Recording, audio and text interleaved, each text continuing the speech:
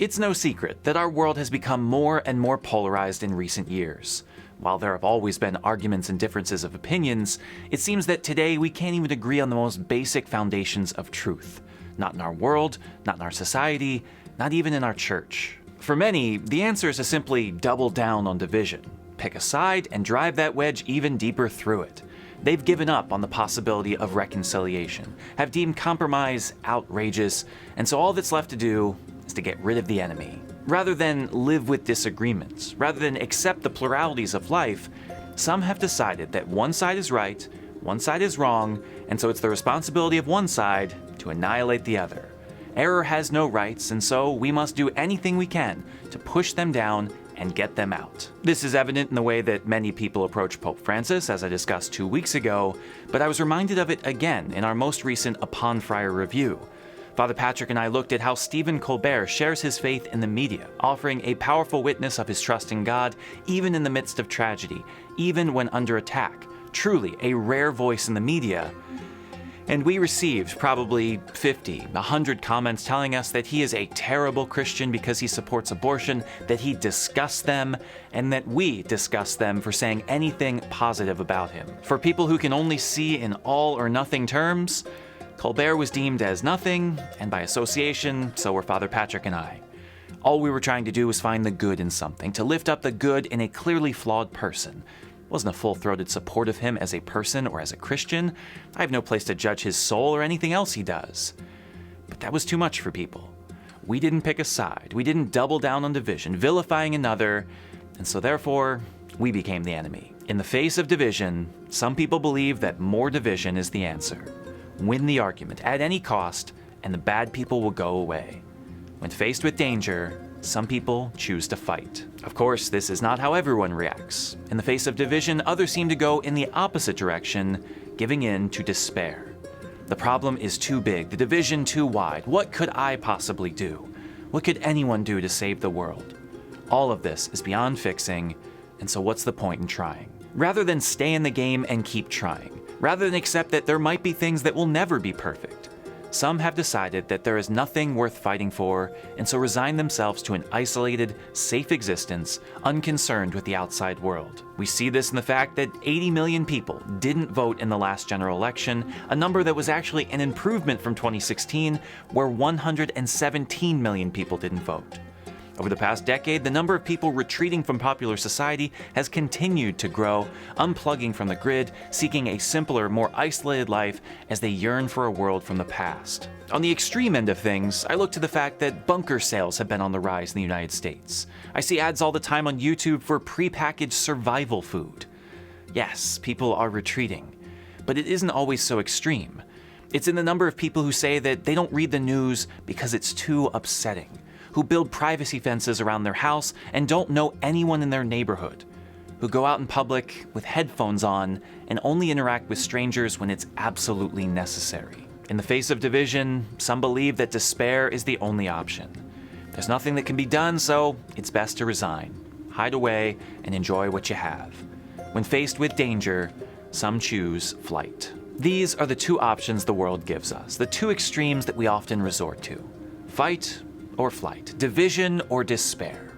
They're natural and understandable responses, sure, choices that many of us pick each and every day, but neither are particularly effective, nor are they the only options we have. As Christians, there's another way: the Beatitudes. At first glance, they jump out immediately as a sign of hope in the midst of a broken world. Here are 8 qualities of a person that, if endured, assure us a better future. 8 reminders that even if this world is awful, the next one will be incredible. As much as for the people in Jesus' time as for people now, the Beatitudes provide the motivation to keep going, to persevere. It's almost to say, I know things look bad now, but trust me, I promise, those who are mistreated now will be rewarded later in heaven. The trials of the present are far easier to endure with joy if we know that they directly lead to something greater later. And so we keep hope for the future. And that's all well and good. We understand the concept of delayed gratification, and so if that helps you in your faith, fantastic. But if you ask me, as is, it's a pretty underwhelming interpretation. To suggest that the Beatitudes speak of nothing more than a future reality, that they are mere hoops to jump through, makes God out to be some sadomasochist who requires suffering for no reason, and as strange as it sounds, diminishes the actual importance of suffering. The very beauty of the Beatitudes isn't that the reward will be great in heaven alone, it's that there's something beneficial, life-giving, and ultimately transformative about suffering in the here and now. The Beatitudes are not just arbitrary afflictions to be endured, they are gifts for the present. Speaking entirely against the logic of our world, Jesus posits that there is something about poverty, mourning, meekness, hunger, mercy, purity, peace, and persecution that not only prepares one for the future reality of the kingdom of heaven, but makes one blessed in the present. Notice that he does not say that those who experience these things will be blessed, but that they are blessed.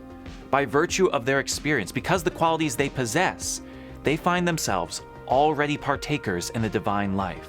That right there is the answer that our world needs and what we as Christians can offer it.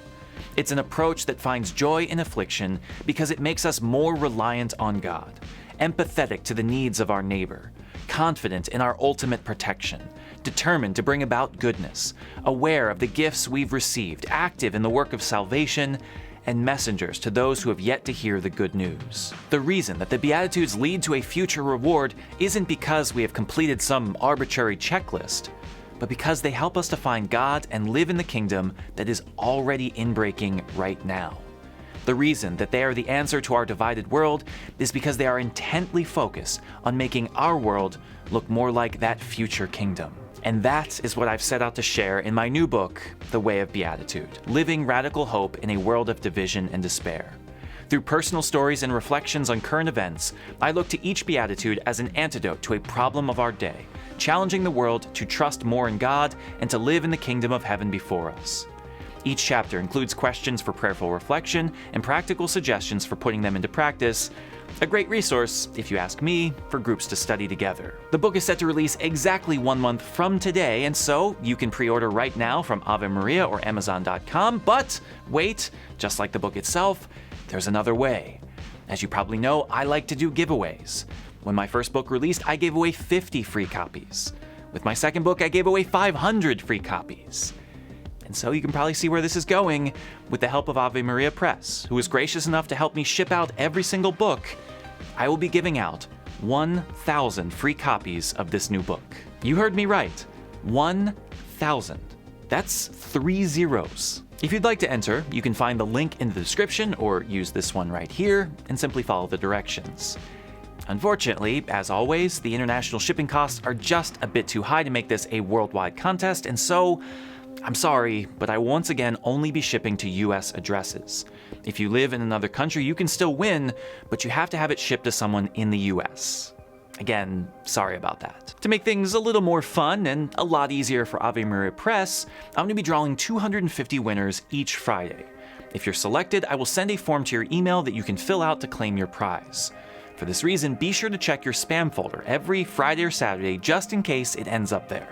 If I don't hear from you within 2 weeks, I'm gonna have to draw another winner. And because we're doing it a month ahead of time, if you don't win by the 4th week, Friday, April 1st, you'll still have a week before the book releases to purchase one of your own online.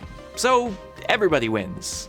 Sort of. On top of that, I'll also be traveling the country this summer to these cities, so you will likely have an opportunity to get one then. And that's all I have. There's no pithy end to this video, no nice little line to wrap everything up. Just sign up, live the Beatitudes.